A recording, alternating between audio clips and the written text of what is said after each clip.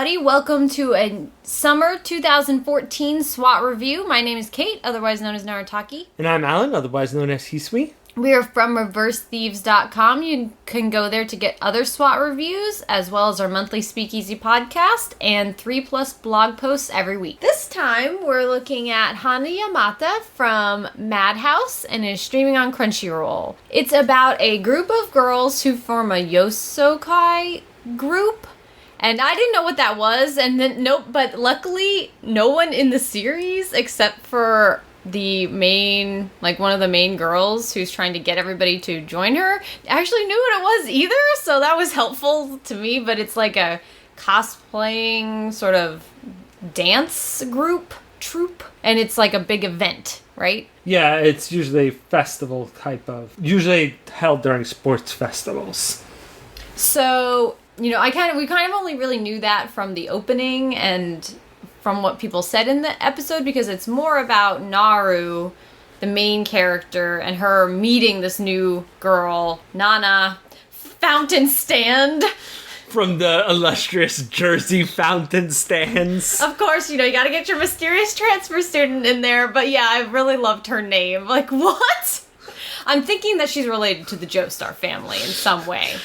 So they kind of have a fateful meeting the night before she transfers into school, and they end up dancing, and then poor Naru becomes put upon for the whole episode as this new girl chases her around trying to get her to join her in this dancing group.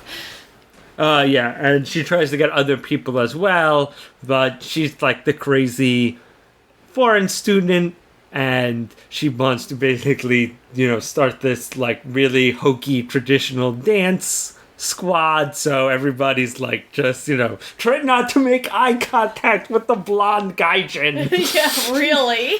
The series is really sweet. It was I thought it had a very youthful feel to it. The characters are in middle school and 14, and Naru is she's really shy, and she had fun dancing, but she just doesn't really have confidence in herself, because she doesn't have anything. I guess everybody else she kind of runs into in the series has something they're really passionate about, and she feels like she doesn't have that thing. It kind of reminds me of Hirohira.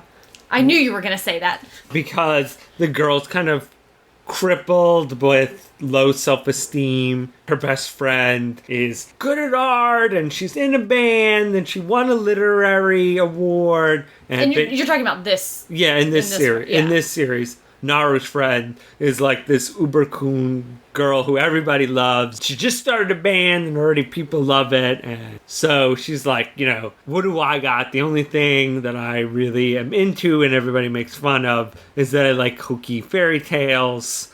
And so she just generally she wants to change, she wants to be better, but she's kind of stuck in this fairy tale motif that a prince will come along, force me to change, kind of, the big criticism of the Disney mythos that started back in the day. And so you see that she wants to change, but every time she's presented with change, she runs from it. Once again, like the girl from Hirohira. And she's kind of has to be forced into a club by somebody who sees potential in her.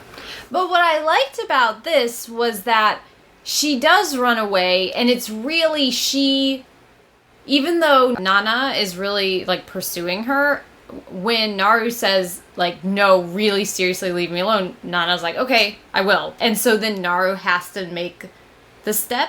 And I liked that, I feel you get a lot of manga series where a new character shows up and it shakes everything up for the, the main character. And it's kind of a classic thing, but I liked that they took the extra time to have Naru make the choice. The final decision. Because otherwise, once again, the thing was she'd just have the prince come and save her, and she doesn't learn to grow by having her make that final step. She has, it shows that they want her to, kind of mature, as they say, into the dazzling character.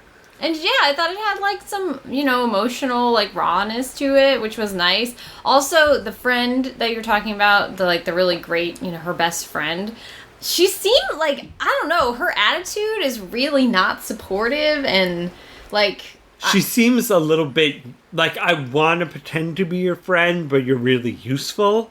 But it's not in that, like, she's got a black mustachio and is twirling it because she's evil. It's kind of more the, like, casual subtle cruelness. Yeah, so I'm wondering, I hope that that's addressed, or, like, that, some of that emotional activity is, like, present beyond this episode, but I don't know, because it seemed like from the opening that, like, the girls that we have met are all going to be part of the dance club. I don't know. Once again, I do feel like she did have a bit of also casual racism, where she was like, oh, who would want to hang out with that kind of girl? I don't know if it was racism. I don't know. I was thinking, because she was like, weird. She's so weird and creepy. I mean, and I really didn't like how she was talking about Nana. Like, that's really what... Maybe I was reading too much into it, but I feel like that's the way that people veiledly talk about, you don't want to hang out with that type of person, and the quotes, what to actually fill in, but they don't want to seem bad.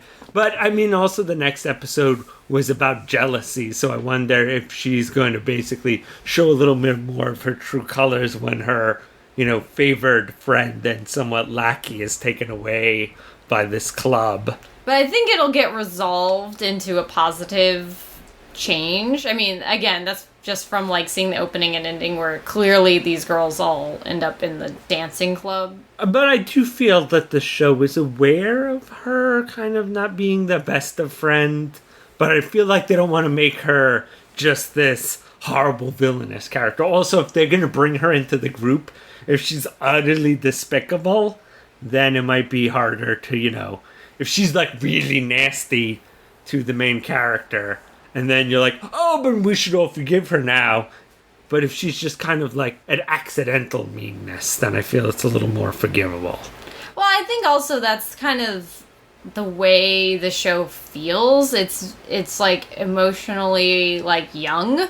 So I don't think, I mean, there isn't like a big villain of the series. So it's really about friendship, and I think kind of the uncertainty of friendship at that age and kind of confidence in yourself. So I thought it was a really nice first episode, and it wasn't just like too nice, and it wasn't too calm, or it wasn't the saccharine world where everybody gets along and is super nice people. Right, even though the cast is like an all-girl friendship cast, so I thought it had a little bit more to it.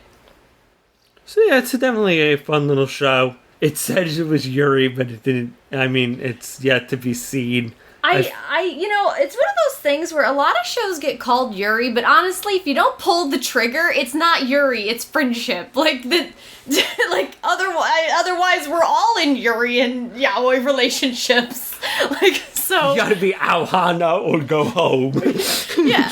So I'm not sure, if there's really gonna be any romance in the series, or if it's really about, like, a strong friendship. So, we'll see. Alright, see you guys next time.